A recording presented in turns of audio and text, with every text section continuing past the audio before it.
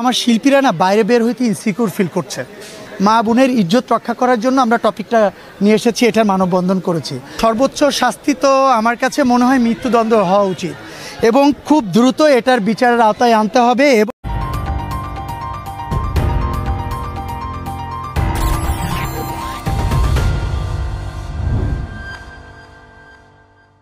এমন একটা টপিক, আসলে টপিকটা সবার ঘরে মা আছে, বোন আছে, কারো ওয়াইফ আছে, সবাই তো মা জাতি, মেয়ে জাতি। তা আমার মনে হয় এই জায়গাগুলো থেকে আমাদের সবার আগ্রহ প্রকাশ করে আমাদের মনে হয় আসা উচিত।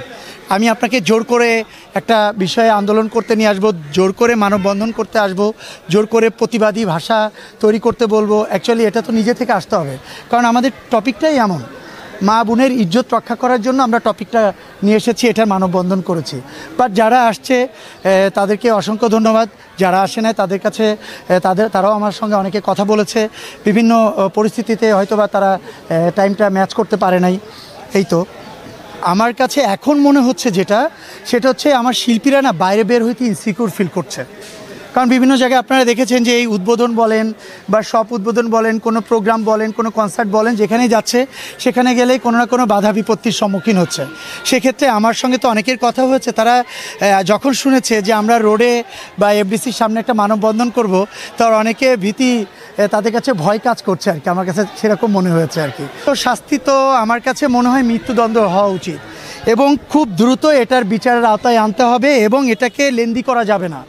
এমন শিক্ষা দিতে হবে যে শিক্ষাটাতে সারা বাংলাদেশের মানুষ জানবে যে আমার এই দেশে এই অপরাধের এই শাস্তি, যেটা আমাদের সবার মাথার ভিতরে ঢুকে থাকবে। আমরা চাইলেও আজকে 6 মাসের জেল হচ্ছে, 6 মাসের কারাদণ্ড হচ্ছে, এরপরে আবার আমরা অ্যাপ্লাই করে আপিলে গিয়ে আবার আমরা জামিনে আসছি, তাহলে তো এটা কোনো শাস্তি হলো না। খুব দ্রুত মৃত্যুদণ্ড ঘোষণা করতে হবে বিচারের আওতায় এনে। আর আমি একটা কথা আজকে ক্যামেরার সামনে বলে যেতে চাই যে জানি যে আইন সবার জন্য সমান, হ্যাঁ, মানবতা আছে, সবার ভিতরে মানবতা থাকবে, মানবতা অধিকার আছে, সবাই সেখানে পাশে গিয়ে দাঁড়াবে। তারপরও এমন বড় একটা অপরাধীর পাশে আমার মনে হয় কারোর দাঁড়ানো উচিত না।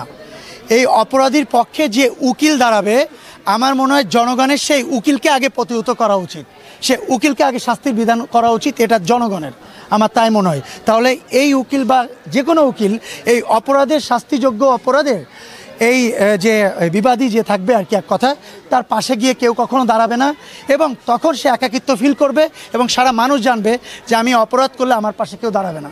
ইভেন আমি লয়ার নিয়ে আমি কোর্টে যেতে পারবো না। সো আমার মনে হয় আগে উকিলকে শাস্তি করা উচিত, যিনি এই অপরাধের সঙ্গে একাত্মতা ঘোষণা করবে, মানে তাকে জিতানোর জন্যই তো উকিল দাঁড়াবে। সো সে তো কোনো না কোনোভাবে পরোক্ষ বলেন প্রত্যক্ষ বলেন তার সাপোর্ট করছে আর কি। সো আমি এটা আশা করি আর কি। আমরা শিল্পী সমিতির পক্ষ থেকে আমরা বর্তমান ক্যাবিনেট যারা আছি, আমরা চেয়েছি সবসময় সত্যের এবং ন্যায়ের পথে থাকার জন্য। আমাদের কাছে যখনই মনে হবে যে কোনো টপিক মনে হবে যে না এটা সত্যের পথে, ন্যায়ের পথে থাকা উচিত, আমরা সবসময় সেটার পথেই থাকবো। থ্যাংক ইউ সো মাচ ভাই। জনসচেতনামূলক তো অনেক ধরনের নিউজ হয়, অনেক ধরনের পদক্ষেপ অলরেডি প্রতি বছরই গভর্নমেন্ট নিয়ে থাকে, যাতে আমাদের মা বোনের ইজ্জত রক্ষা পায় এবং সমস্ত বড় বড় মামলাগুলোতে যাতে খুব সহজেই যাতে তাদের জামিন না হয়। তারপরেও কিন্তু অপরাধ কমছে না, অপরাধ কিন্তু বেড়েই যাচ্ছে। যে আমরা শিল্পীরা কি চাই, আমরা শিল্পীরা আজকে মাঠে নামছি যে আমরা আমাদের ঘরে মা বোনদের ইজ্জত রক্ষা করতে চাই। আমার মনে হয় এইভাবে সারা বাংলাদেশের প্রতিটা পরিবারে এইভাবে দুর্গ গড়ে তোলা উচিত।